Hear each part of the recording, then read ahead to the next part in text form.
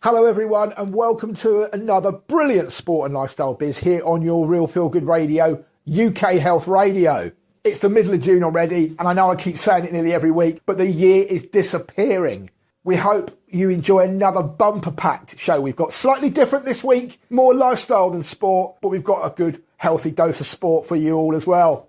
We've got Dawn Whittaker, CFO of Sussex Fire and Rescue and Head of Drowning Prevention. We've also got KONNIE HUQ, children's TV presenter and author, but now bringing out a great initiative with Nat West to help children plan and budget for their money in the future. And then we've got our great friend HOLLIE DOYLE, superstar jockey that she is, more from Holly, and also just to congratulate her, she had a Grade 2 win in Italy last weekend when winning the Italian Oaks. Brilliant for Holly.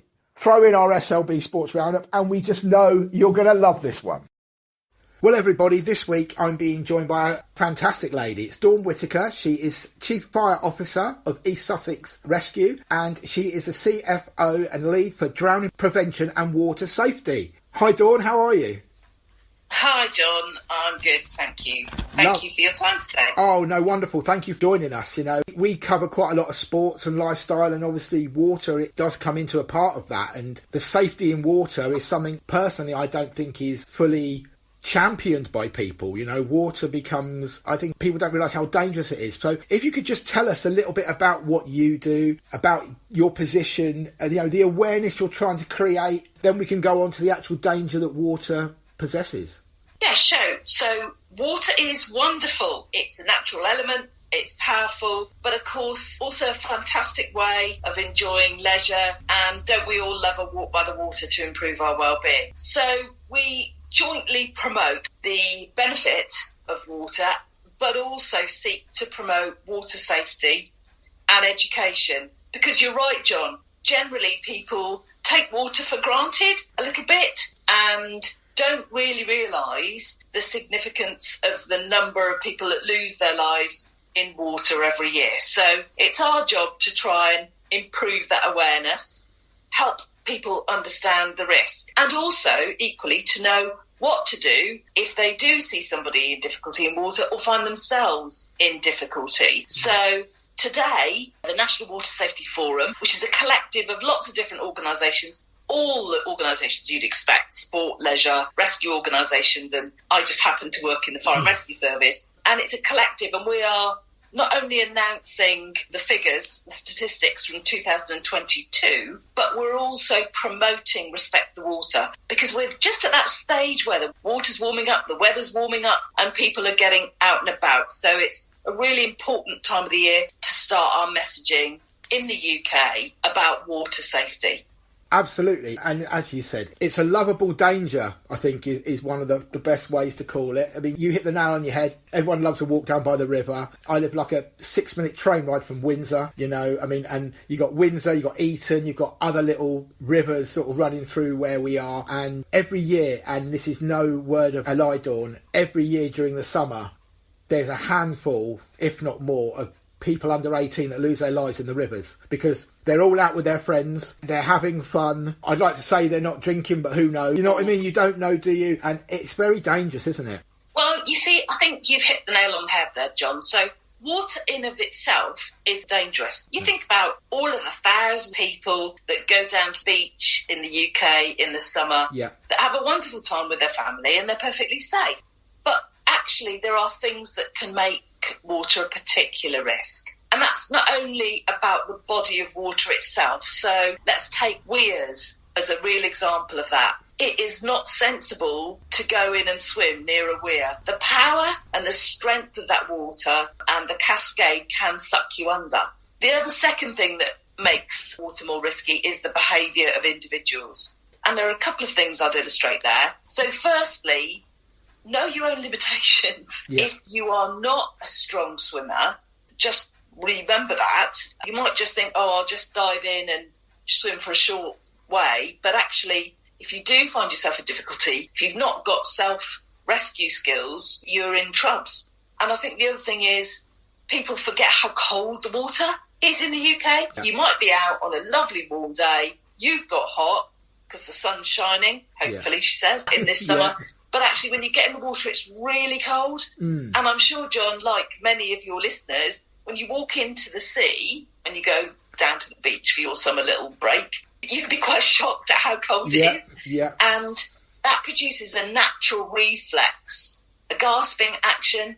Well, if you jumped in and your face is in the water or your head's under the water and you have that reaction, guess what happens? You swallow water. Yes. And, you know, if you're unlucky, it goes in your lungs and then you are in difficulty. And you mentioned drinking. It's an important point, not to be glib about it, but alcohol and water do not mix. It's a bit like driving. We're used to, as British nation now, aren't we, saying don't drink and drive. Don't drink and swim is what we need to say, because actually people's inhibitions are reduced. They'll do things that they wouldn't ordinarily do. They take more risk. But also their ability to deal with a risky situation or a dangerous occurrence becomes restricted and limited if they've got alcohol in their bloodstream. And it's quite concerning, the number of fatalities we have in the UK where there is alcohol in the bloodstream. So you make a good point there. Yeah, thank you. But you've explained it much better. It's not just the drinking, it's actually the effects the drinking has by, as you said, your inhibitions are less, so you take a little bit more risk. Your ability to think clearly and deal with problems is reduced. And also, I imagine, if you are out having a nice day, because you're hot and thirsty, you tend to drink quicker and more as well. So you probably don't realise how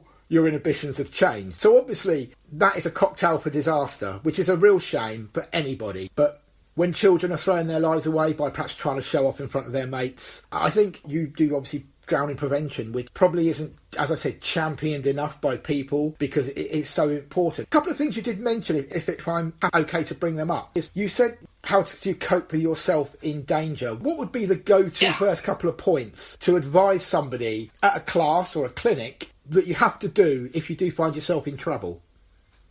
Yeah, sure. So we've got quite a simple little mnemonic that is easy to teach your kids and perhaps good to talk to your teenagers about as well. And we call it call, tell, throw. And those three words just set out quite simply what we would give anybody as advice. So if you are in difficulty or see somebody else in difficulty, call 999 quickly, because the sooner they're on the road, the better. Well, indeed, they might be getting on the sea if it's somebody in difficulty, you know, at the coast. Tell them that you've got somebody coming, so you help reassure them, but also tell them to get on their back, get their face and airway out of the water. And you might have seen the RNLI's Float to Live campaign. It's actually saving lives, so it makes sense. Tell them, get on your back, stay calm, I've rung some help. Brilliant. And the last thing is throw. If you've got something that will float, look, a football, a big litre bottle of lemonade, tip it out, screw the lid back on, throw them that bottle. It will float. It'll help them keep themselves above the water. Ideally, you've got a life ring nearby, one of the Perry buoys, the big orange rings. Get that to them if you can. But anything that's going to help them maintain their face and airway out of the water whilst those responders get there is going to be really important. So call, tell, throw. Oh, that's brilliant and great advice, and things that you could quite well have with you if you're out with your friends. A football, a bottle of fizzy drink or something, as you said, you can empty. And obviously always make sure you know where one of these buoys are or one of these rings are if you are going to play about with the water. Absolutely. I mean, I think, you know, we try and promote through Respect the Water lots of fun activities as well, things you can do with your kids, your grandchildren, things that schools can utilise through the year. And we also give advice for people going abroad on holiday. You know, they're in an area they don't know or, you know, there are different rules. And the other thing is, of course, if you do go to a leisure place, choose somewhere that you know is safe. Watch out for the lifeguards. Talk to the lifeguards when you get beach. They're great. They know the safe places, and they will also give you some tips when you're enjoying yourself on the beach. Very good idea, Dawn. If you're in trouble yourself, I know this obviously is totally different, but if there's no one to throw you anything, is it try and keep your mouth closed, come up to the top, lie on your back, stay calm? Is it just as simple as that, or are there a couple of good techniques? Yeah, the key thing is float to live. Get on your back, get your face and airway out of the water. It's really hard to do. I've done it myself. Try and regulate your breathing. Because if you're panicking, you know, you can't shout for help because you're gasping. So get yourself on your back, give yourself a second, and try and shout for assistance if you can. Ideally, you know, you've not gone there on your own, or you've got mates, and then tell them, ring 999, and they will then deal with the phone call, because obviously pretty difficult to deal with a phone call if you're in the water. But I think, you know, we've seen some really powerful stories in the media. You know, it might not look cool to have a PFD on, but you can get some really snazzy little belt flotation devices now.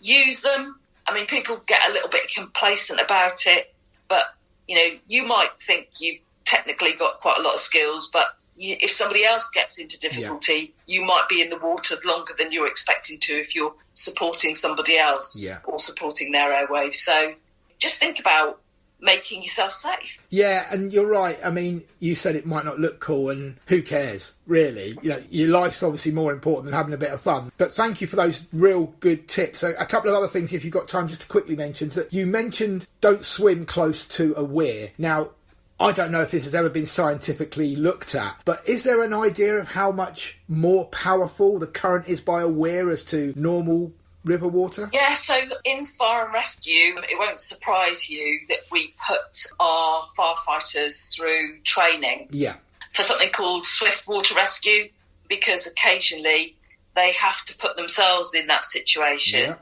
But the hydrodynamics, so the speed, means that even a fully qualified firefighter with flotation device and on a tow rope gets sucked under. So if you're in shorts and a T-shirt, you don't stand a chance. No chance. So even the professionals that get into that situation would regard that as a risky situation. Of course, the power or the dynamics will depend on a lot of things. How deep is the weir? How fast is the flow? Has there been recent rainfall?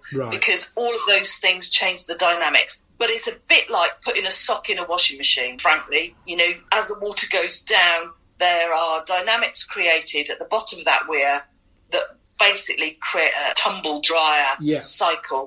And it's really difficult to break out of it. And for those of your listeners that might know about rip currents out at sea, equally the same. Fast, powerful moving current going out to sea. The dynamic of dealing with that, lots of information on the RNLI website for that. You either need to ride the rip and let it take you out, but it could be going out a long way, or swim parallel to it to get yourself out of it. So there are situations where even really strong swimmers can get themselves, you know, in some difficulty and trouble. But educating yourself is the key thing here. I think you're right. Again, you say some people are, well, I say flippant, it's probably not the correct word, about the dangers and perils of the water. And, you know, if you read that someone's drowned, you think, well, how come they drowned? But you're right, there's so many unknowns below the surface that can pull you under, can snag you under. Education is the word, isn't it, really?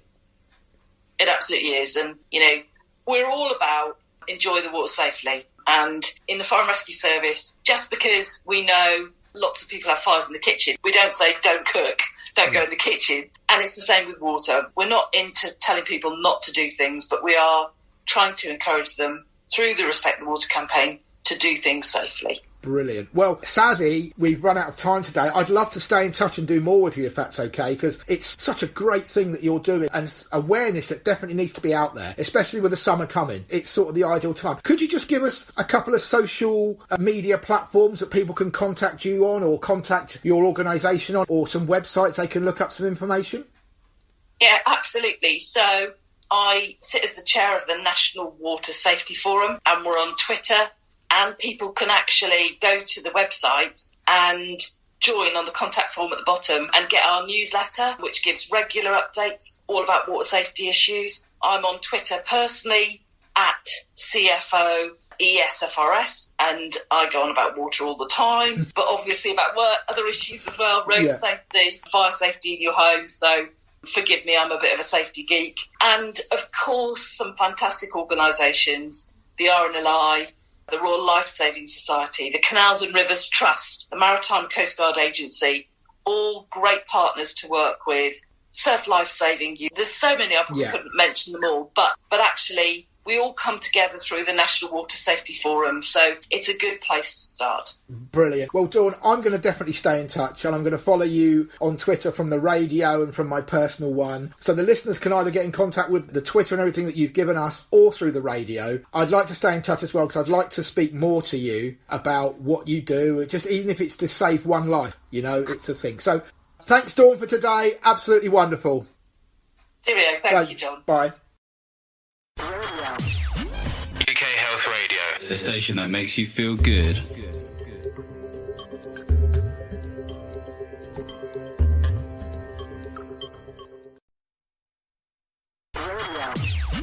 UK Health Radio, the station that makes you feel good.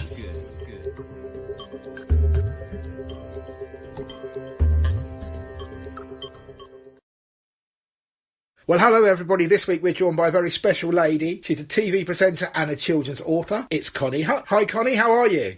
Hello, I'm very well, thanks, John. Perfect. Thank you for joining us. Obviously, you've got a history of television, writing children's books, but there's a new initiative that I think you started, or you have started, and you're looking to get the message across. It's called Move Over Piggy Bank. I wonder if you could just start off by telling us a little bit about what it's about. Yeah, indeed. I mean, this actually stems back because you're right. I have a long career working with children and young people. But actually, few people know, I did my degree in economics at university. And as part of that, my dissertation was on young people, consumerism and spending habits. So this ties in nicely with this initiative by Nat West, which is Rooster Money, essentially. Now, every year, Nat West bring out their PMI, the Pocket Money Index, and using the users of Rooster Money, which is a whopping about 125,000 people we've used to do this research. We've looked into sort of current spending patterns, current pocket money data to see what our kids are earning today and where they're getting their money from. And the findings are quite interesting, I have to say, and they're quite reflective of the modern times that we're living in. Yeah, I can imagine. I know, obviously, doing a lot with children myself and speaking to a lot of parents, I know that some tackle it differently. Some give their children money when they need it. Some give them an allowance, so it allows them the ability to budget their money. Because I don't think you notice £5 here, £10 here. So they do that. What is the current sort of state of play? Yeah, pocket money and the rising of it.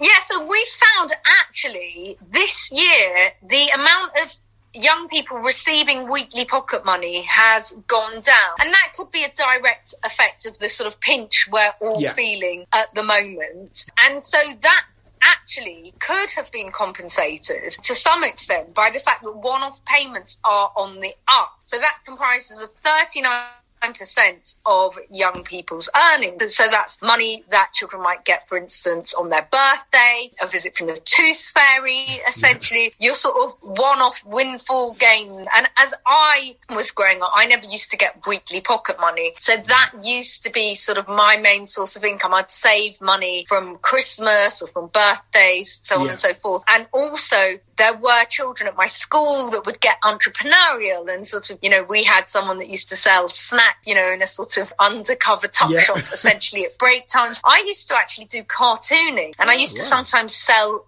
comic strip sort of pictures and doodles that I had done. So that was another sort of income stream for me. If we're looking at what our findings from our survey pool, essentially, or the data pool rather, gave us, actually, there's been a huge increase in the amount of older kids tutoring younger kids, which I think is quite a nice way to earn money, because it's not only sort of making them revise and, you know, maybe relearn their times tables or whatever, but actually it's doing something good for their, you know, younger siblings, essentially. There's stuff like upcycling and selling things on, which has found its way into our data, and that's climbed 6% this year. And then there are obviously your traditional money makers like babysitting, for instance, and earning from stuff like that has risen by 24%. But, you know, getting kids to do chores is a really good way of them earning money, because it means that it takes the pressure off having to give them pocket money, essentially. And it also means that you can get things done at a better price. So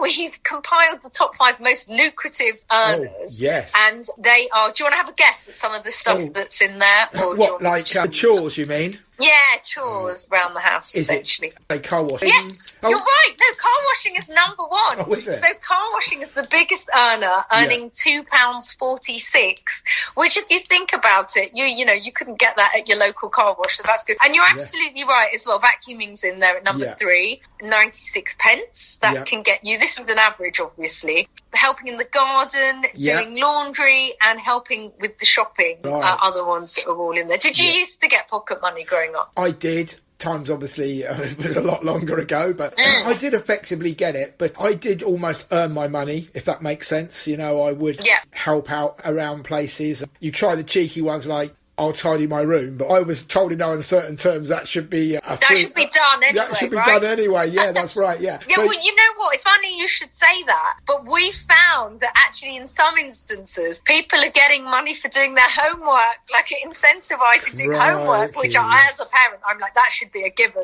definitely. And also kids doing well in school subjects are sometimes getting bonuses, but you know, those are few and far between, I think, compared to your traditional learners. It is interesting though, and I think it's a good thing. You know, it encourages the children to learn about life skills as well.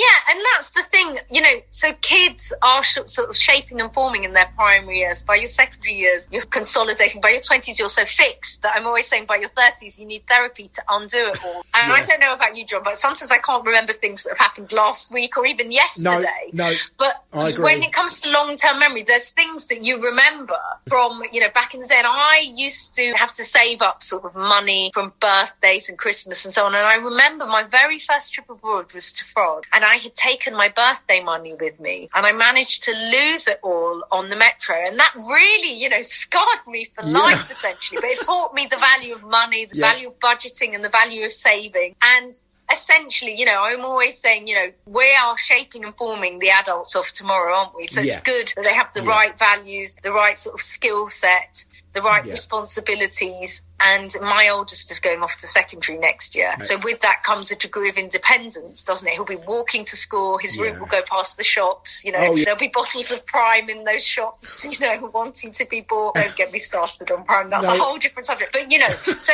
it is important to make sure that we're growing the adults of tomorrow in the right way. Yeah, I agree. I won't get you started on Prime because I know you asked not to, but just for an example, I just picked up something this morning. There's a garage near to me. I live in a little village, and there's a garage near me that sells it for £2.99, which I think is quite cheap. I don't buy it myself, but obviously a lot of... you know, it sells on the black market for like £13 upwards. I know. And obviously a lot of the girl footballers, 12, 13, 14, they all like it. And they're telling me how much they paid for it in the past. And I'm like, wow, well, why would you do that? That's crazy. So there's a garage that sells it for £2.99. And about a stone's throw from the garage has a little mini supermarket. And they're selling exactly the same product for £4.49. And even that... it's not cheap. Around here, in the little local shopping lane, they're selling £13.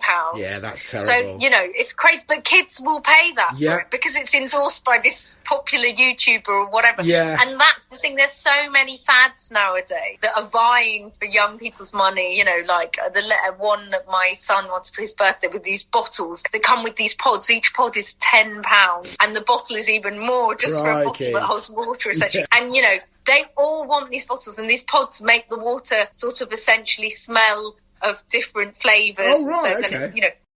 But you're right, the cost of living is going up, and, you know, even though social media can be a good thing at times for them to sort of learn, in general, stuff like this, because a YouTuber or a Instagram guy, £13 for a drink. You're right, about 6 months ago, it was being sold near me in a different shop for £12. And you sort of think, if my son or daughter, because I've got twins, they're older now, they work, so they've got their own money. But if they'd have come back as a child and said, I've just paid £12 for a drink, I would be wondering what I've done wrong. Do you know what I mean? It's like... No, well, you know what's brilliant is my eldest son tried it. He took a swig of it and he said, I prefer our normal orange squash to this. And I thought, yes, good, that's the right answer. That's a godsend. That's great. Don't believe the hype. No, I agree with you. And he's quite good like that. He's quite good at just thinking his own thing. You're dead right, and obviously talking about this and what we're doing and putting this on the radio will be, I think, of a real benefit to people that are listening, you know, because they probably have the same, how do we stop this, or what can we do? Obviously, you said that you actually studied for this in sort of university, which people didn't know, and obviously you're using that to incorporate in this. What are you doing to help make people aware? Is it actually a push, or is it something that's just an initiative that can only be available to people if they sort of want it rather than being shown to them?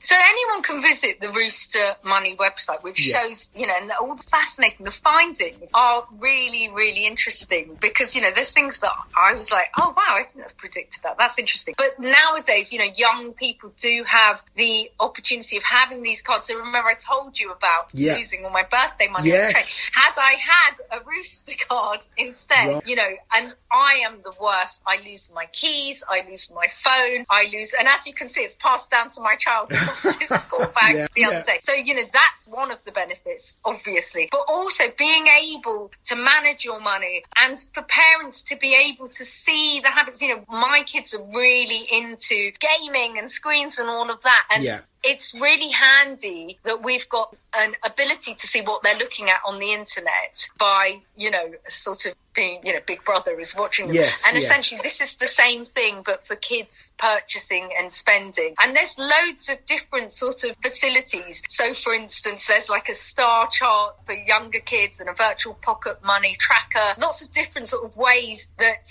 kids can kickstart their money management, and parents can get involved as well, which is brilliant. And like I'm saying, you know, there comes a time when you have to go, actually, they do need a prepaid debit card because they're perhaps travelling to school on their own, or for whatever reason it is, you know, they are inevitably always going to be swayed by their peers. So, you know, my kids are wanting mobile phones. I haven't given them mobile phones yet, but, you know, there comes a time when actually it becomes a good, responsible thing to do, and it's different for each person in each family. But I am going to get my child a debit card for when he starts secondary school next year. And actually, like I said, you know, at least if he loses the debit card, he's not losing the hard cash essentially. So as we move into a digital world, there are sort of benefits as well as drawbacks. The drawbacks being Robux and V-Bucks and Minecoins, if you know what they are. Well, I know, it is. It's a different currency. But yeah, so I mean, it's all good points really, isn't it? Because even that coaches them for real life, you know, having to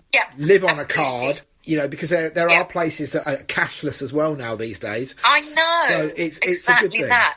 I have had to send my kids off to school when they have sort of like dress up in your own clothes for charity day and all this stuff. And it's like always £1.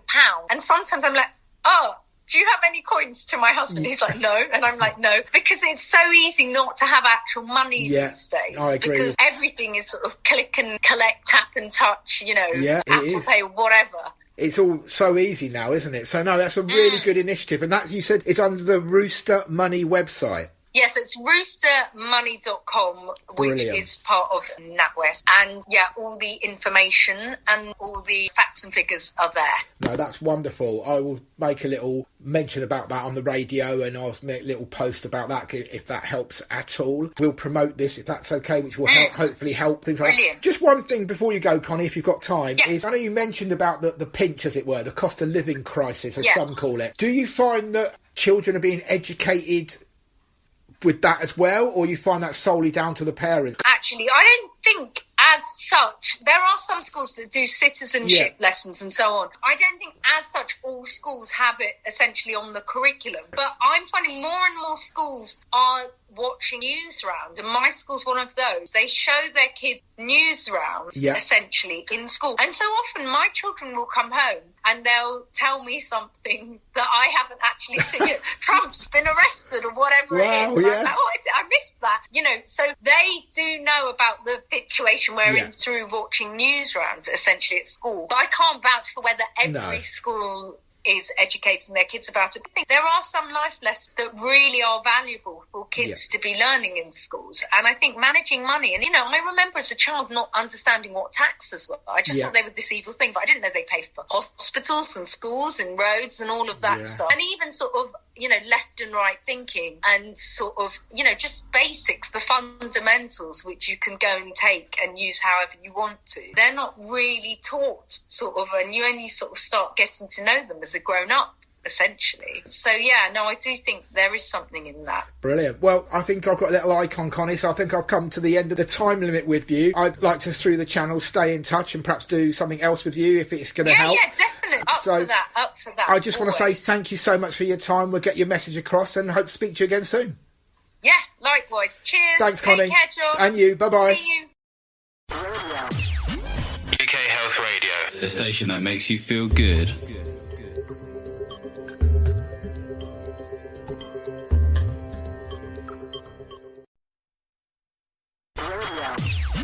UK Health Radio, the station that makes you feel good.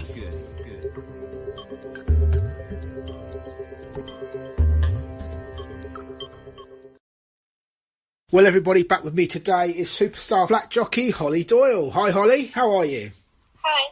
Yeah, I'm very good, thanks. How are you? Yeah, fantastic, thank you. Lovely to hear from you. Thank you again for your time. Yet again, as always, you're on the way to the races because I know you've got a packed schedule. So, yeah, appreciate you giving your time up for us. No worries. Thank you. I just want to touch on, you were injured the last time we spoke, which was a sad time for you. I know you like to be out riding. You're back now. So just want to touch on the injury, your recovery and your comeback, really. We'll start off, obviously, with the injury. We know you had an injury to your elbow. If you could just tell us about, the detail of the injury, what actually happened to your elbow and your recovery and the hard work you put in. Yeah, sure. I had a fall in the middle of January and ruptured both my ligaments in my elbow and fractured the joint and dislocated it. So that wasn't ideal, and it took a while for things to get figured out what to do with it. My specialist, in a month into rehab, they decided they needed to operate on it, so I had to have ligament repair because they were both completely ruptured still and not healing. So I had that, and then I was pretty not in a great way for a few weeks after that, but when I was able to come out of the sling, it was obviously a lot better and turned the corner, and I was back riding last Friday, so I've been back riding a week now, but I'd basically done rehab for the whole 3 months, and had physio every day, and Oaksey House were really good with helping me get back. That's lovely to hear and great that you're all well. If I could just touch on the decision that's made. You said that a month into the rehab they decided you needed an operation. Obviously that's what they thought was best, to go without an operation. They wouldn't choose you down that route if it wasn't best. But is it something they sit down with you and you decide together, or is it something you put totally in their hands and you totally take their advice? Yeah, no, I had no say in anything really. I was just doing what I was told. I was a bit confused as to why I wasn't just going to have it operated on, because it was quite a bad injury, but they thought that it would heal itself, and because I wanted to be back for the summer, they thought it would be quicker to just let it heal naturally, but obviously it wasn't, so then they did the operation. Since they did the operation, it actually was healing very quickly. Yeah, and the reason for the question really is, when we spoke before, you were telling us how bad it was, and it was just a wonder as to why, as you just alluded to then, why they didn't go down the operation route immediately. But as it is, they say things happen for a reason. You got the right operation, obviously. It's important. Knowing how important ligaments are in knees to footballers, elbows are obviously very important to jockeys. It is a serious injury. You've made your recovery. You're all made of steel, we know that, because you're back riding already. You've been back for a little bit. The rehab and the physio was hard work, but obviously a necessity. Yeah, I had to do it really. Doing my gym stuff every day and keeping fit, because I didn't want to lose anything. I was surprised as to how much strength I did lose in my arm after the surgery, but that's typical, isn't it? But yeah. No, I managed to kind of maintain everything. So when I've come back, it's not been too hard. Obviously, I've still got quite a long way to go with my arm, as good as the other one, but it's really getting there, so that's good. Yeah, that's really good. And you're right about the fitness. Just from my research and experience, they generally say with a footballer, if you train every day, like as a professional, if you miss a week, it's like missing 3 weeks, if that makes sense. So you clearly, obviously, as you said, you found it sort of surprising how much you actually lost in that time. But as we said, it's all good news. You're back now, you're fit and you're firing. Just a quick note on Tom, obviously your husband. He was injured at the same time as you, and it could have been quite a scary injury. And the people know racing knows that he's back in Australia doing exceptionally well. Is he all fit and everything okay with him? Yeah, and he's back riding. He had a big winner at the weekend. His injury, he had his operation the day after it happened, so he was pretty fixed up quickly, which was good. And then he came home for 3 weeks, did some rehab, and then went back to Australia to ride, and he seems to be doing pretty well now. Yeah, he does very well over there. We've gone over it several times, haven't we? They call him Aussie Tom because I think they want to adopt him. But yeah, nice to see him win that big race for a third year in a row. But you're back in the winners. You had a winner on your first ride back, which generally happens, but it's always nice, isn't it? You've had a couple of really nice winners, but you had a nice winner on an old friend, Rainbow Dreamer, in the marathon, the all-weather championships at Newcastle. What was it like to get him over the line in such a big race? Yeah, it was great. He's 10 years old now, so I've known him for a few years. I've won fair few on him, and he's been running well all winter, really, and he's never won at Newcastle, so he did deserve to really get his head in front. And good to be back in the winners' enclosure for Alan also. Yeah, brilliant that he won. And, as you said, he is 10. You've won plenty of races on him. I remember you won 2 or 3 on him quite quickly a few years ago. And that sort of got him to prominence in a way. It's surprising that he hasn't won at Newcastle. You'd have thought that the long straight might suit his style. But he doesn't lose it, does he? There was plenty of fancied horses that all run pretty well, but he just came past them all and never looked like going to get beat, really, in the last furlong and a half. Yeah, he's a good horse on his day, and they went very quick, and the pace set up collapsed in front, and he needs a good pace to aim at, and he stayed on well. Yeah, you brought him with a great run, Holly. Lovely to see. And said you've had a few winners. How have you felt since you've come back? The arm all good? Your fitness generally good? Or is it now just finding that last few percent that you could only get by actual race riding? No, exactly. Nothing compares to race riding, so I don't feel like I've been anywhere really, which is weird. I obviously couldn't weight bear my arm for a few months, so working hard now, back in the gym with my weight training, and to be back to full strength. Wonderful. And really, yes, we know how well you do on the all-weather, and you finished second, I think, last winter in the all-weather championship, but the turf's really where it's at, isn't it? Now you're at the level you are, you're looking at the turf races. And obviously the big ones really start in the next couple of weeks, don't they? Yeah, you've got the Craven in 2 weeks' time, so that's where it'll kick off. Yeah, and you've got some rides, have you planned sort of during that period? In the big one? Yeah, I'll be riding every day, so wonderful. From now onwards. Brilliant. So great, you're at Kempton today, as we said. One thing I was going to ask you, obviously you're at Kempton, you've got a couple for Archie Watson, I believe, who's your main trainer, and obviously got your owner link with Mohammed Al Sagar. I know you've ridden a long time for Alan King. Sometimes, if you stand still or if you get injured in a sport like racing, someone can come in and take your place. I know you said you felt like you haven't been away, but have you just blended back in with your old connections and the rides are just going to keep coming? Yeah, I'm pretty lucky. I've got plenty of support, so then the people that have used me before have stuck by me. Obviously, people do try and jump in your grave when you're not there, but I've been pretty lucky. Yeah, you can say that. Yeah, they do. I suppose that's just being a professional, I suppose, but yeah, it's lovely to hear because obviously you are a brilliant jockey, Holly, and I'm really looking forward to seeing you go through the summer, having plenty of winners, more Royal Ascot winners, hopefully another classic winner and some more Group 1s. We know you said you had a couple to look forward to. One from Ahmed at House Cigars, which is obviously a very nice one to look forward to. Any big targets for you again, or is it just your normal, I just want to ride as many winners as possible?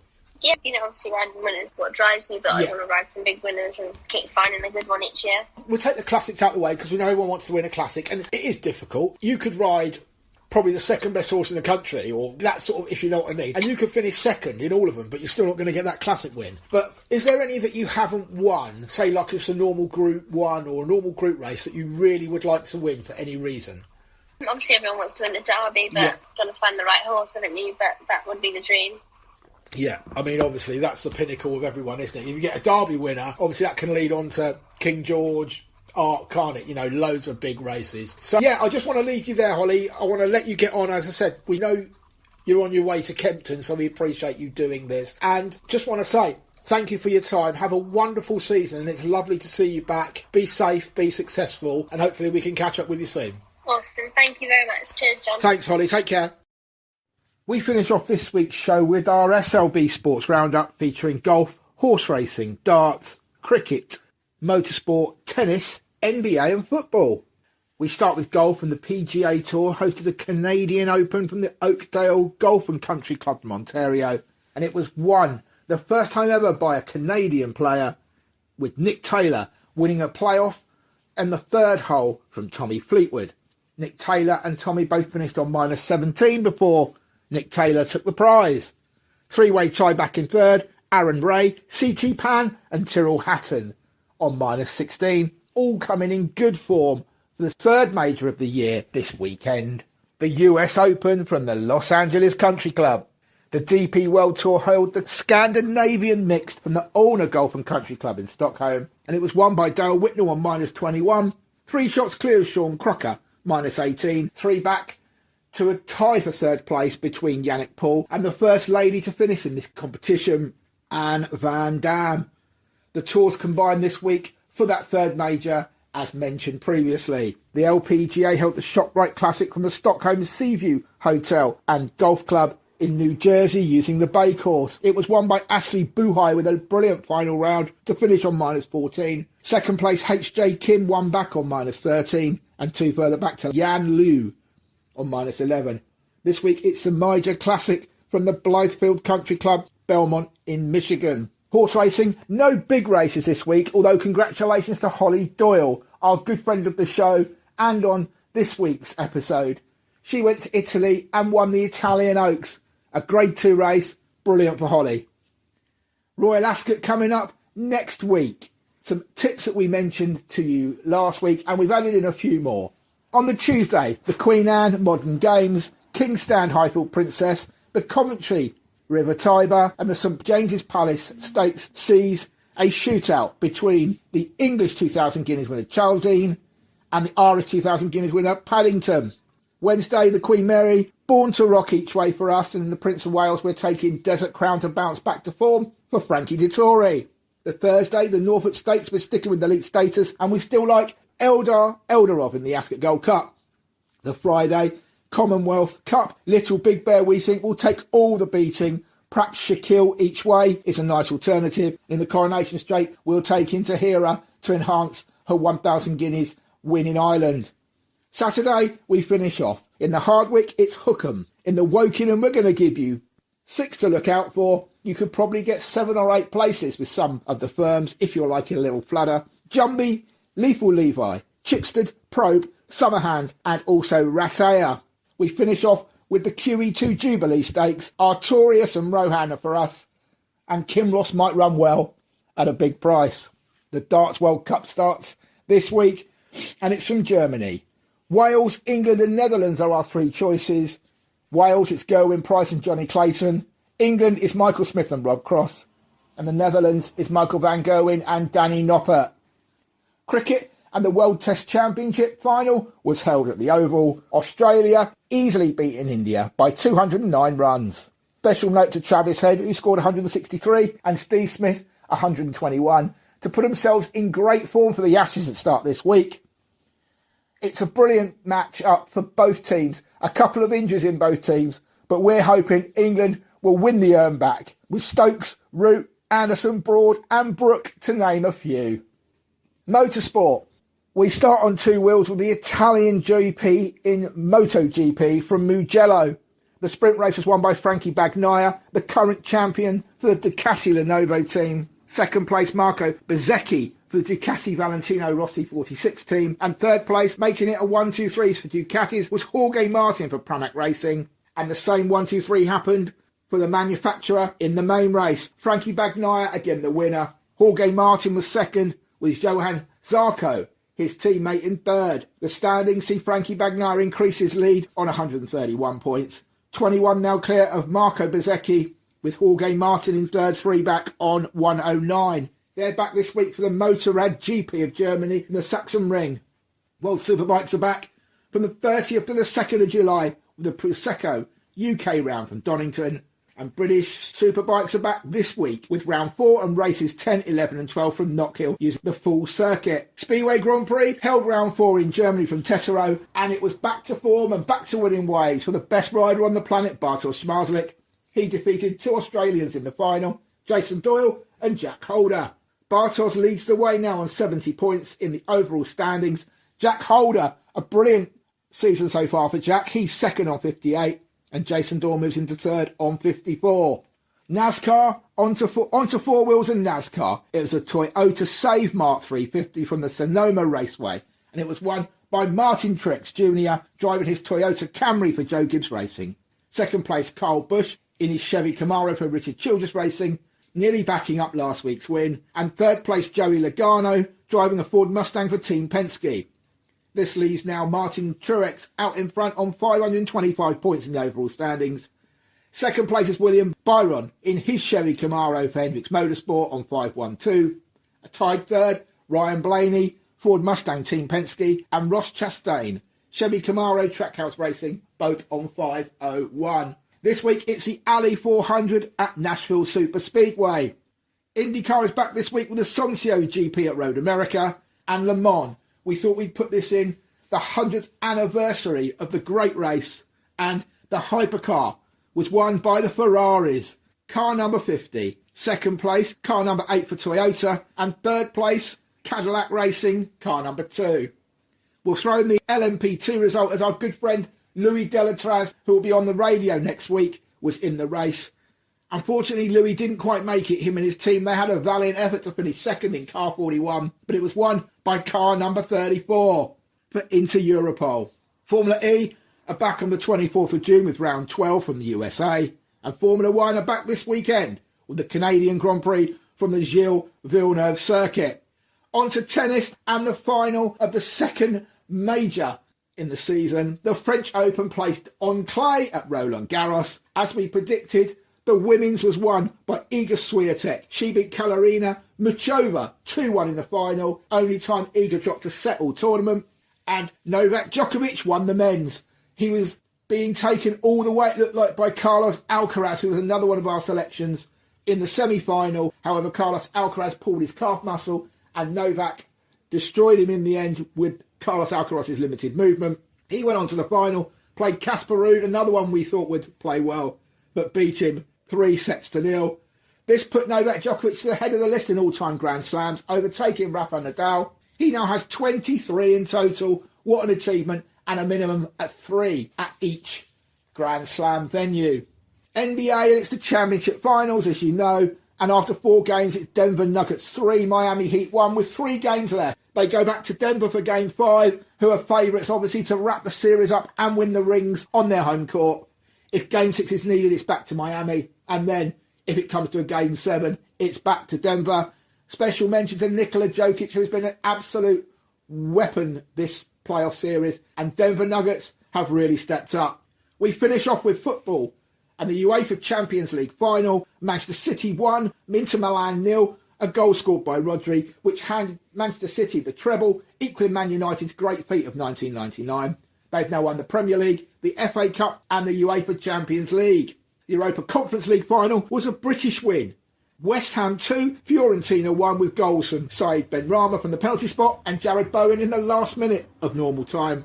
And one special note, the greatest of all time, Lionel Messi, has called time, it seems, on his European play days. He looks like he's going to join David Beckham's venture at Inter Miami for next season. That's our SLB Sports Roundup. Well, everyone, thank you so much for listening to another great show. 3 inspirational women. Dawn Whittaker, CFO of West Sussex Fire and Rescue Service and Head of Drowning Prevention. We've got KONNIE HUQ, children's TV presenter and children's author, now bringing out something to help children plan for their money for the future alongside Nat West. And of course, HOLLIE DOYLE, our great friend, big winner at the weekend. We hope you enjoy the show. Thank you also to Johan, Rafaela and the whole team at UK Health Radio for our amazing platform. Thank you to you, the listeners. We'll see you all next week.